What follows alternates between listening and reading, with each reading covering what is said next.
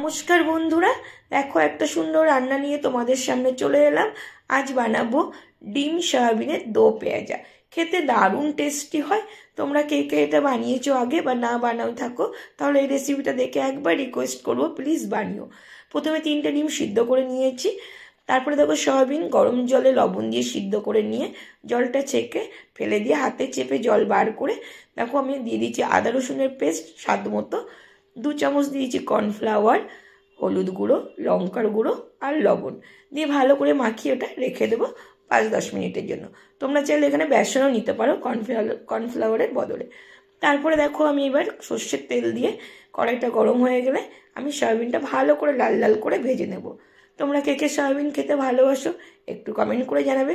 তারপরে এখানে একটা বড় সাইজের পেঁয়াজ দেখো আমি চৌকো চৌকো করে কেটে নিয়েছি, সেটা তেলে হালকা ভেজে আমি তুলে রাখবো। এই সয়াবিনের দো পেঁয়াজা ভাত, রুটি, তারপরে লুচি, পরোটা সবার সাথে দারুণ যায়। কিন্তু তোমরা একবার রিকোয়েস্ট করো, প্লিজ এভাবে বানিও। এইবার দেখো সয়াবিনটা তুলে নিয়ে আমি আবার দিয়ে দিচ্ছি সর্ষের তেল। ফোড়নে দেবো শুকনো লঙ্কা, তেজপাতা, গোটা গরম মশলা। ফোড়নটা একটু ভাজা হলে দিয়ে দিচ্ছি একটা বড় সাইজের পেঁয়াজ কুচানো। তারপরে পেঁয়াজটা ভালো করে ভেজে নিয়ে দিয়েছি আদা রসুন বাটা। দেখো ভালো করে আমি এবার নাড়াচাড়া করে নেবো যাতে কাঁচা গন্ধটা দূর হয়ে যায়, চলে যায়। আমি এখানে ভুল বলেছি, পেঁয়াজ বাটা দিয়েছিলাম, পেঁয়াজ কুচানো দিইনি। দিয়ে মশলাটা ভালো করে কষিয়ে নিয়ে দেখো দিয়ে দিচ্ছি টমেটো। টমেটোটা স্বাদ মতো দিয়ে দিবে তোমরা, যে একটা টমেটো দিয়েছি আমি এখানে। তারপরে দেবো দেখো স্বাদ মতো জিরের গুঁড়ো আর ধনের গুঁড়ো, লঙ্কার গুঁড়ো দেবো, হলুদ গুঁড়ো দেবো। এগুলো প্রয়োজন মতো তোমরা দেবে, যে যতটা পরিমাণ বানাবে। দিয়ে দেখো মশলাটা ভালো করে কষিয়ে নিচ্ছি।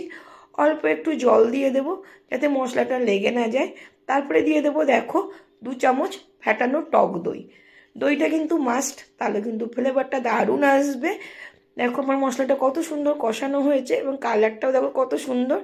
মশলা যত কষানো হবে কালারটাও দারুণ হবে, টেস্টিটাও তত হবে। দেখো আমি এবার ডিমগুলো খোসা ছাড়িয়ে, আমি ডিমটা কিন্তু ভেজে নিইনি, মশলার মধ্যে দিয়ে দিয়েছি। দিয়ে ডিমটা একটু কষিয়ে নেবো ভালো করে। দেখো দিয়ে দিচ্ছি স্বাদ মতো লবণ, আমি লবণটা দিতে ভুলে গিয়েছিলাম আগে। তারপরে দেখো যে পেঁয়াজগুলো ভেজে তুলে নিয়েছিলাম সেই পেঁয়াজটাও দেবো, দিয়ে একটু কষিয়ে নিয়ে সয়াবিনগুলো দিয়ে দেবো। তারপর একটু মশলার সাথে ভালো মতো সয়াবিনটা কষিয়ে নেব। একটু টাইম ধরে এটা কষাবে, দেখে ভালো লাগবে। দিয়ে তারপরে দেব 2 কাপ গরম জল। দিয়ে এটা বেশিক্ষণ ফুটাবো না, কারণ এটা একটু গ্রেভি গ্রেভি হবে। খেতে তোমার যতটা প্রয়োজন তুমি ততটাই জল দেবে, যেমন বুঝবে তেমনই জলটা দেবে। দেখো কত সুন্দর গ্রেভি হয়েছে, সত্যি গরম ভাতের সাথে কিন্তু খেতে দারুণ লাগে। আমার মেয়ে তো খুব সুন্দর করে ভালো লেগেছিল, খেয়েছিল। দেখো দিয়ে দিচ্ছি স্বাদ মতো একটু চিনি, যেহেতু টক দই দিয়েছি ব্যালেন্সটা ভালো লাগবে। আমার রান্নাটা কিন্তু অলরেডি কমপ্লিট। কেমন লাগলো তোমাদের প্লিজ